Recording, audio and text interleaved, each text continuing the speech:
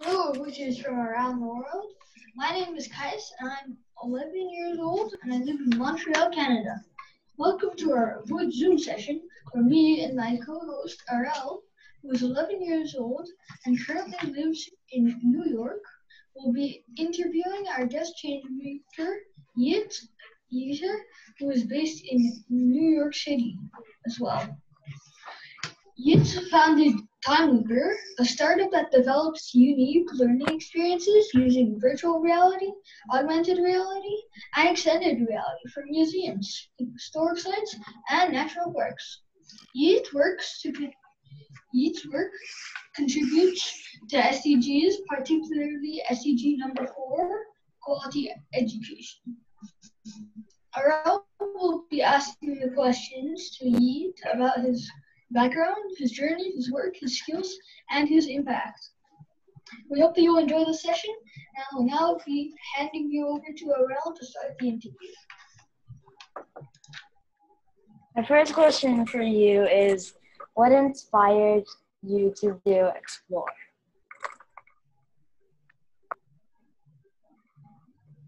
So can you please repeat that? I couldn't hear. The first question for you is, what inspire you to do Explore? Inspired. So my inspiration was actually my grandparents. So I was the first grandkid, and I was fortunate to travel with them all around the world. So whenever schools were closed, they were planning everything, and they were picking me up from my parents' house the day the school was closed. And then we were traveling. With them, I have been to China, Japan, Italy, Dubai, everywhere you can imagine. And then as I was traveling all these places, I always thought about like, hey, what would be like standing here 100,000 years ago? What would be amazing to travel back in time? Because I'm already standing in the actual place. Imagine you're in Colosseum. It's the historic structure. What would be like standing right next to the gladiators every day fight? So I was always dreaming when I was traveling with them. And then now that was my inspiration.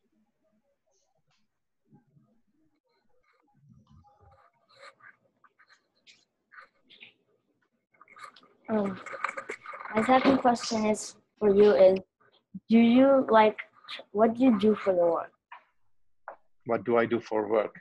So in order to create an experience, we have to partner with these cultural institutions.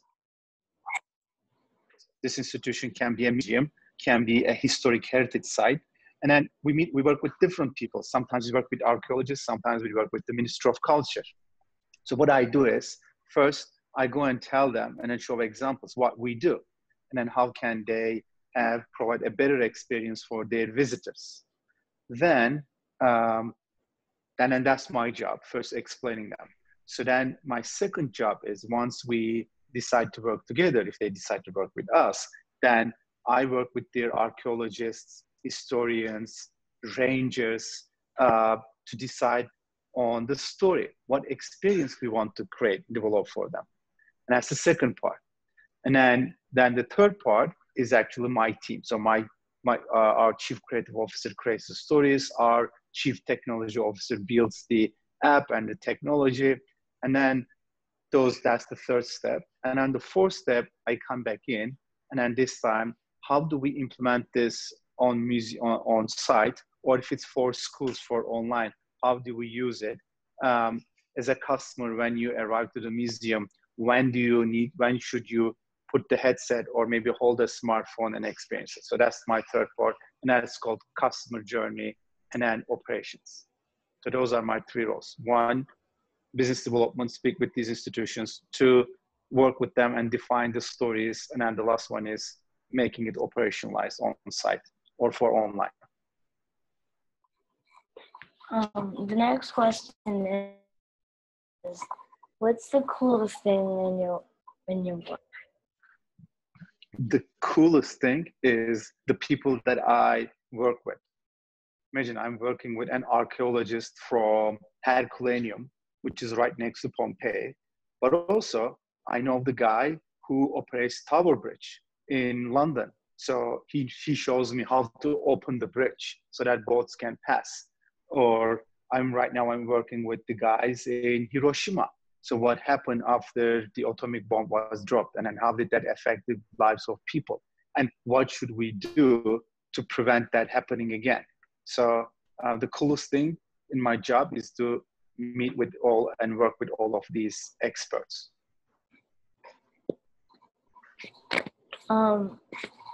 So my last question for you is, do you like traveling around the world, meeting everybody and stuff like that? So I love it. That's the best part. So I'm lucky to go all these places and then meet and then see all these places with my own eyes. It's not only virtual reality. It's not only augmented reality. I can see all these places and then meet with their teams, meet with people from all around the world, and have friends. Alice, do you have any questions for him?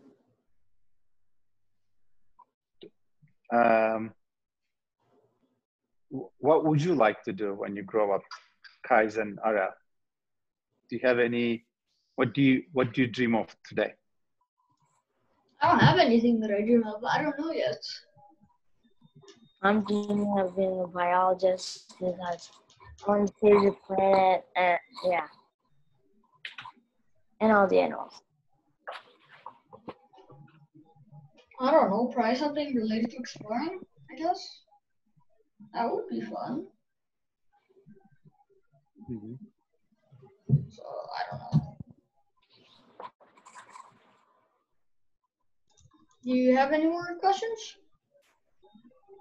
No? No? I Okay, don't. well, I have two more questions for you guys. I have two more questions for you. Okay. What is the difference between virtual reality and the other different types of reality? Okay, it's a great question. So virtual reality is a 360-degree content, which means that whichever around you look at, you see something. So like, TVs are 2D. You just see it on the screen, versus in virtual reality, you feel like you're in a different place and time. Augmented reality is putting an object in your physical environment. You see your background, but also you see this digital object. For example, let's say that you can travel back in time and then meet with George Washington. George Washington is the first president of the United States of America. So what you do is you can witness his inauguration day. You travel back in time to his time. Alternative, that would be virtual reality. Augmented reality is seeing George Washington in your living room or in the classroom. So you look at, it's your classroom, it's present day, but George Washington is here, and then you can have a conversation with him. That would be augmented reality. If you like, I can show an example where both virtual reality and augmented reality, how it works in one example from Yosemite. Have you been to Yosemite? All right. So now Yosemite, I am right? going to share Yosemite, the National Park, or Grand Canyon. Have you been to Grand Canyon? No. So let me show you. I cannot share my screen. I need to get permission. So I have the permission. Okay, I guess I'll ask you one last question then. Okay. I have two more questions now. My mom came in and threw a paper in my room. So, what is your impact on the world? I would say two things. One, it's very important to learn your history and heritage, what happened in the past, so that you do not repeat the same mistakes, or you learn from them and then build on them. So now, for example, we have an experience with Martin Luther King Memorial. So what happened, why equality is very important. So the experiences that we create are highly immersive and engaging, and also it emotionally connects you with the story because you feel like you are right next to Martin Luther King and then listening from him, meeting with him. So that's number one, educating people with a highly immersive content so that they have a better understanding of what happens. The second one is, especially with COVID right now, people cannot travel. Students cannot go to field trips. They cannot go and then meet with those people that I have been mentioning. So now with this Explore product that Arel was asking, which is primarily augmented reality, we can bring all those parks, all those museums to your classroom with their experts, with their biologists. So now everybody is locked down. No one can go to anywhere. And then we are helping those museums to come to the schools, classrooms, and your living room so that you can keep learning. All right. Now I got another paper thrown into my room. You can now share your screen. You are now able to share your screen. Thank you.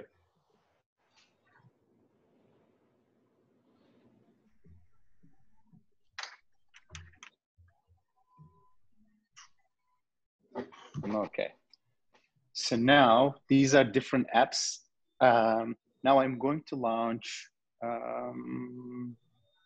Grand Canyon in my living room. I'm going to select the Grand Canyon app. Oh, you know what? Let me launch Petra. Have you been to Petra, guys? No, I have not.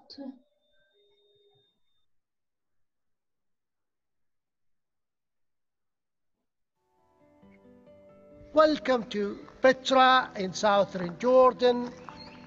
Petra is not only an archaeological site, it's a World Heritage Site, a world wonder that was the capital of the Nabateans 2,000 years ago.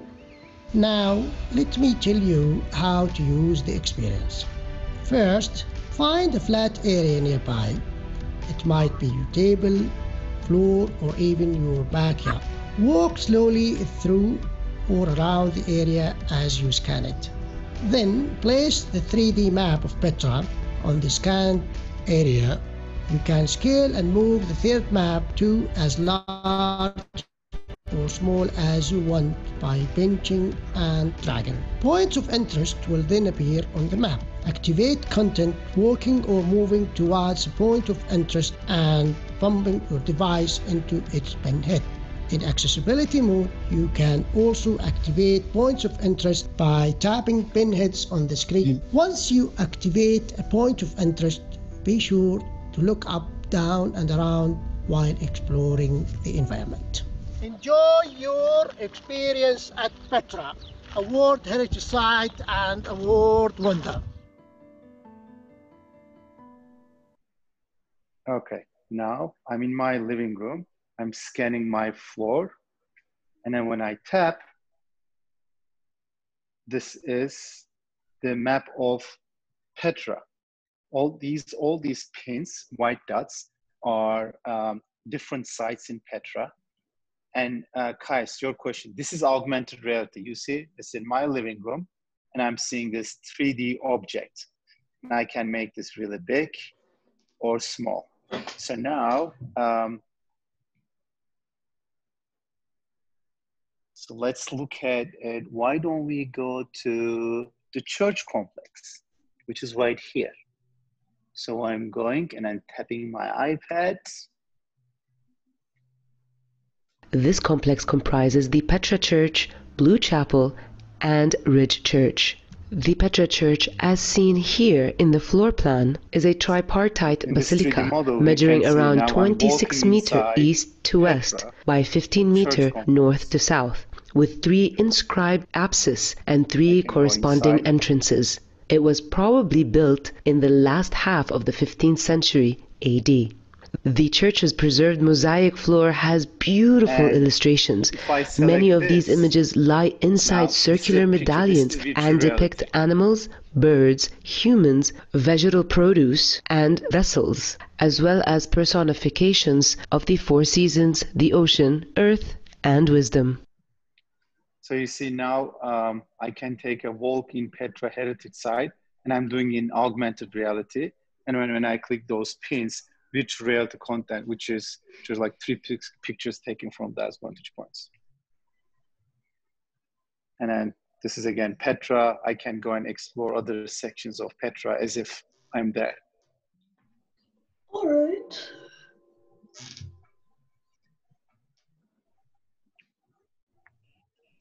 That's pretty cool. All right. So now my last question before we end the interview is, do you have any advice for people who would like to be change makers? Yeah, so nothing is easy. So you cannot solve world problems. You cannot change anything overnight. You have to work very hard. You have to keep dreaming big. Even if people said it, oh, like it's not possible. So the number one thing is anything is possible if you work hard. So you have to believe in something and then work towards it. And then as you are working on it, of course, you have to be flexible. Things change. So you have to learn from them, be adaptable, but always, whichever goal you have in your mind, stick to that. And then along the way, be flexible, adapt to the environment, but don't give up. Okay. That was great advice. So I think that's the end. So thank you both for the great discussion and for all those things we learned today. Thank you, Abooters, for listening to this interview. And make sure to follow us on Instagram and on Facebook and subscribe to our YouTube channel so you can hear about upcoming sessions with other change makers. Please also tell your friends about the booths and share our social media links with them. And last but not least, don't forget to answer a quiz to collect an Oboot digital badge. And thank you. Goodbye.